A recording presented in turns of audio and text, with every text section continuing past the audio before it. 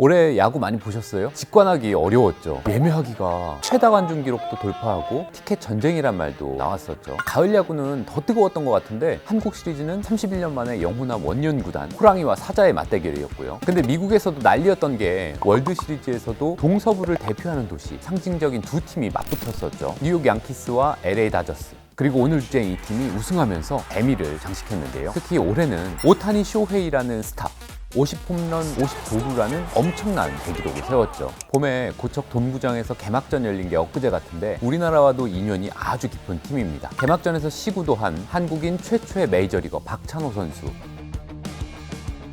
IMF 외환위기 그 힘든 시기에 국민들에게 많은 위안을 줬고요.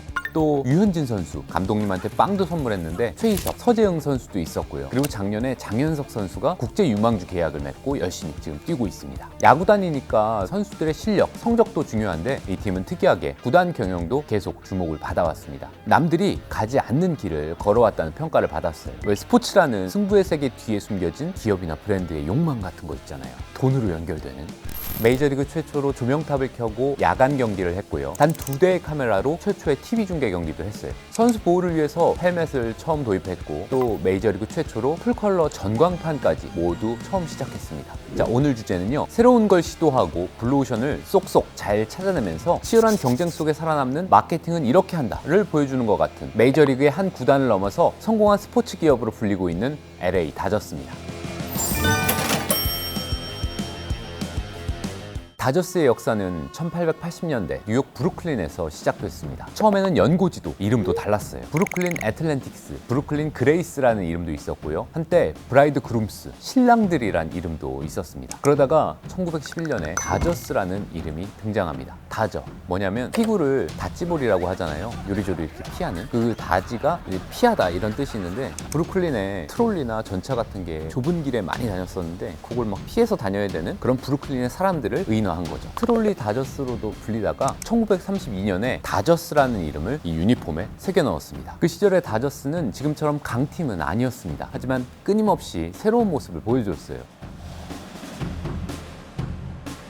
MLB 팬이라면 누구나 아는 4월 15일이 있습니다. 메이저리그의 모든 현역 선수들이 등번호 42번을 달고 경기를 하는 날인데요. 20세기 최초의 메이저리그 흑인 선수였던 다저스의 제키 로빈슨을 기리는 날입니다. 1947년 4월 15일은 그가 데뷔한 날이고요. 42번은 그의 등번호였죠. 지금은 영구 결번이 되면서 모든 구단에 42번을 다는 선수가 없는데 그날만큼은 모든 후배 선수들이 같은 등번호를 달고 뛰는 거예요. 전 구단에서 42번을 결번으로 하자. 메이저리그에서는 그런 방식으로 제키 로빈슨을 추모하는 거죠. 엄청 레전드. 왜 레전드냐? 1940년대는 인종차별이 공공연한 일이었습니다. 흑인 선수들은 니그로 리그라고 그들만의 리그에서 따로 뛰어야 했고요. 이름도 진짜 너무하죠. 그때 다저스 단장이 브랜치 리키라는 사람이었는데 로빈슨 영입 작전을 기획한 것도 그 사람이었습니다. 달러에는 흑백이 없다. 모든 달러는 녹색일 뿐이다. 이런 말도 남겼는데요. 치밀하고 철저하게 계산된 작업이었죠. 로빈슨이 UCLA를 거친 육군 장교 출신의 감리교 신도라는 점도 고려됐다고 하고요. 마케팅의 포인트가 분명했던 거죠. 근데 로빈슨 입장에서도 이게 큰 모험이었습니다. 처음에는 정말 힘들었어요. 흑인 선수가 메이저리그에 나오니까 관중들이 야유를 퍼붓고 상대팀 선수들은 고의적으로 빈볼을 던지면서 괴롭혔습니다. 심판들조차도 편파적인 판정을 일삼았고요. 심지어 같은 팀 내에서도 은따 비슷하게 그를 동료로 인정하지 않는 분위기가 있었습니다. 살벌했죠. 어떻게 해버리겠다. 뭐 그런 협박을 아무렇지 않게 하던 시절이었으니까.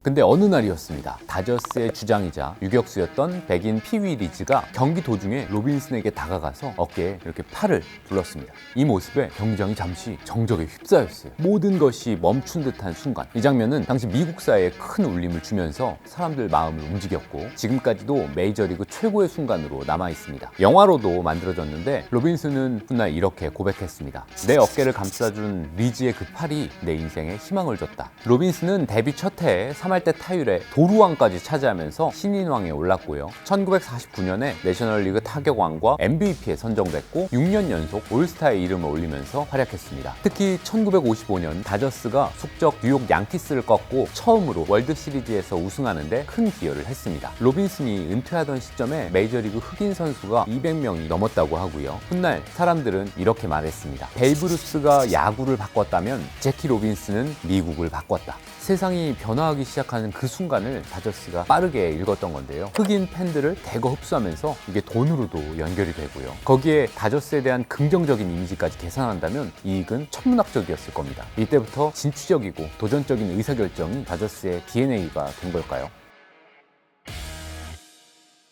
당시 브루클린 사람들한테 다저스는 단순히 동네 야구팀이 아니었습니다. 말 그대로 자부심이었는데요. 경기가 있는 날이면 홈구장인 에베츠 필드가 늘 가득 찼고요. 근데 1950년대 후반에 다저스는 또다시 새로운 변화를 시도합니다. 당시 뉴욕에서는 이 브루클린 다저스, 또 뉴욕 양키스, 또 뉴욕 자이언츠 이 세 팀이 야구 삼국지 같은 걸 찍고 있었는데요. 양키스가 너무 잘 나갔고 다저스의 홈구장은 또 낡고 좁았고요. 당시 구단주가 유명한 오말리 가문의 월터 오말리였는데 이렇게 해서는 뭐 팀이 커질 수가 없겠다, 한계가 보인 거죠. 다저스가 흑인이라는 시장을 한번 열어봤잖아요. 또 새로운 시장은 없을까? 그때 발견한 게 미국의 서부 지역은 야구 불모지나 다름이 없었거든요. 거의 동부랑 중부만 왔다 갔다 하고 너무 멀잖아요. 미국의 끝과 끝인데. 근데 그때가 막 상업항공이 확 발달하고 서부에도 인구가 막 몰릴 때였단 말이에요. 야구나 스포츠에도 굶주려 있는 사람들이 거기에 막 있었고. 근데 70년 뿌리내린 연고지를 바꾸는 게 쉬운 일은 아니죠. 그래도 바꿨습니다. 1958년에 LA로 넘어오면서 브루클린의 다저스 팬들은 엄청난 충격을 받았습니다. 어릴 때부터 평생을 응원한 팀이 배신을 해? 오말리는 배신자라는 낙인이 찍히고, 근데 그런 모험을 하기가, 저쪽에 새로운 시장이 보이는데 거기에 집토끼들을 두고 가서 산토끼들을 잡으러. 근데 성공할진 몰라. 경영자로서의 그런 판단력은 대단했던 것 같아요. 이런 전략은 그대로 맞아 들어갔습니다. 계산대로 다저스를 금방 받아들이고 또 사랑하기 시작했습니다. 1962년에 홈구장 다저 스타디움이 완공됩니다. 메이저리그에서 세 번째로 오래된 경기장이고 넓고 또 많은 관중을 수용할 수 있었고요. 그리고 무엇보다도 성적이 확 좋아졌어요. 옮기고 나서 6번 우승을 차지했으니까요. 이번이 7번째. 이런 활약 덕분에 팬층은 점점 더 늘어나고요. 또 LA 하면 할리우드가 유명하잖아요. 스타들도 다저스의 팬이 되고 관람석에도 계속 카메라에 잡히고, 다저스는 이동해온 팀이 아니라 LA의 상징과도 같은 팀으로 자리 잡았습니다. 아무튼 다저스는 뭘 계속 새롭게 시도를 했습니다. 야구단이기 이전에 기업이니까 시장을 넓히고 더 크게 성공하고 싶은 그런 욕망 같은 게 컸겠죠. 미국을 넘어서 중남미와 유럽, 또 아시아로. LA가 미국에서도 두 번째로 인구가 많은 도시이기도 한데 다인종과 다문화를 상징하는 도시잖아요. 백인과 흑인, 히스패닉의 거대한 커뮤니티가 공존하고 있고요. 전 세계에서 한국인이 가장 많이 모여 사는 한인타운도 이곳에 자리하고 있고, 리틀 도쿄도 있고 차이나타운도 있죠. 이런 다양한 문화를 가진 세계의 팬들이 다저스에겐 블루오션이었던 거고, 그들과 잘 밀착한 거죠. 굿즈 같은 것도 팔면서. 그러면서 한국과의 인연도 시작됩니다. 대학생이던 박찬호 선수의 가능성을 보고 계약을 맺은 건데요. 당시 한국 프로야구 신인 계약금이 1억 원 정도가 최고 수준이었는데 120만 달러를 받았습니다. 코리안 특급이라고 불린 박찬호의 전설이 시작된 거죠. 1996년 4월에 한국인 최초로 메이저리그 승리 투수가 됐는데요. 그때 정말 난리가 났었어요. 박찬호뿐만 아니라 다저스의 인기도 엄청났는데요. 특히 그 야구 모자, 핫한 패션 아이템 중에 하나였죠. 그 LA 로고가 박힌, 사람들 속에 각인이 됐고요. 팔린 굿즈만 해도 엄청났다고 하고요. 이후로 IMF 외환위기가 터지면서 뉴스에서도 계속 우울한 얘기만 나오고 모두가 힘들어서 어려울 때였는데, 박찬호 선수가 국민들에게 희망을 안겨줬습니다. 그 당시엔 야구에 크게 관심이 없는 사람도 박찬호가 던진다 하면은 텔레비전 앞에 이렇게 쭉 모여서 정말 영웅이었습니다. 98년이면 제가 중학생 때였는데 그때 막 학교에서도 틀어주고, 그 월드컵급이었죠. 그 당시에는 최초였으니까. 아무튼 찬호 형이 던진다고 하면 뭐 온 가족이 모여서, 또 대학교에서도 로비에서 학생들끼리 모여가지고, 지금 이제 그런 찬호 키즈들이 다 메이저리그에 가서 성공하고 그런 것들도 어떻게 보면 박찬호라는 그런 코리안 특급의 영향이 있었다고 봐야겠죠. 그리고 우리에게 다저스에 대한 추억을 또 하나 더해준 선수, 류현진 선수입니다. 데뷔 시즌부터 무려 14승을 기록하면서 강렬한 인상을 남겼고요. 그 다음에 또 14승, 2019년에는 평균 자책점이 1위였습니다. 싸이 영상 후보로도 올라서 투표에서 2위에 오르기도 했고요. 그때 막 공 3개 던져가지고 다 삼진아웃 시키고 완봉승도 했었어요. 아무튼 류현진 선수가 이렇게 엄청나게 활약을 하면서 다저스는 완전히 국민 구단이 됐습니다. 뭐 KBO 11번째 구단 뭐 이런 얘기도 있었고, 박찬호 선수 이후로 또 이런 코리안 특급 괴물이 나오다니, 그게 또 다저스. 대단했죠.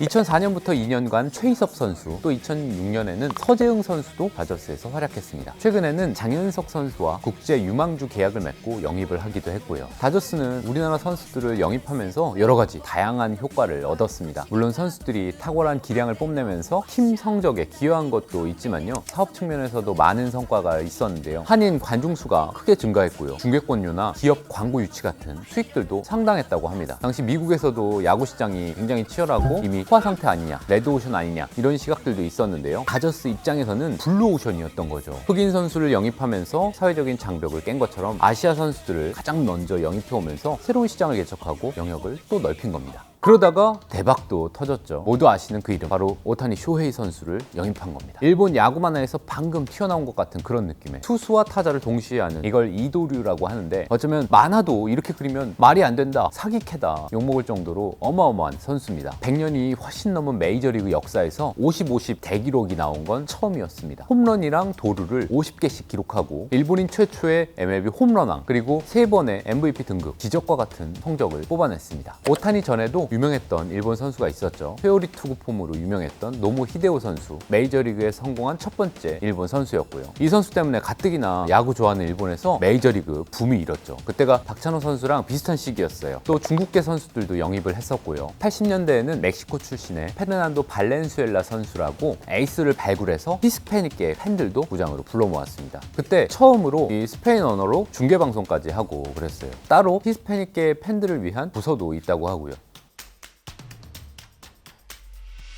자, 이렇게 다저스는 끊임없이 새로운 걸 시도하면서 브루클린 시절부터 가장 혁신적인 구단으로 평가를 받아왔습니다. 그러면서도 본업인 팬들과 지역사회를 가장 잘 아우르는 구단 경영을 보여줬고요. 인종차별이라는 벽을 무너뜨리는데 일조했습니다. 앞선 생각으로 야구장 안팎의 시스템을 세우고요. 해외 시장 개척에도 앞장섰고요. 예나 지금이나 명문 구단이라는 건 어떤 건지 보여주고 있는 LA 다저스가 앞으로도 어떤 진보와 혁신을 보여줄지 지켜보시는 것도 재미있을 것 같습니다.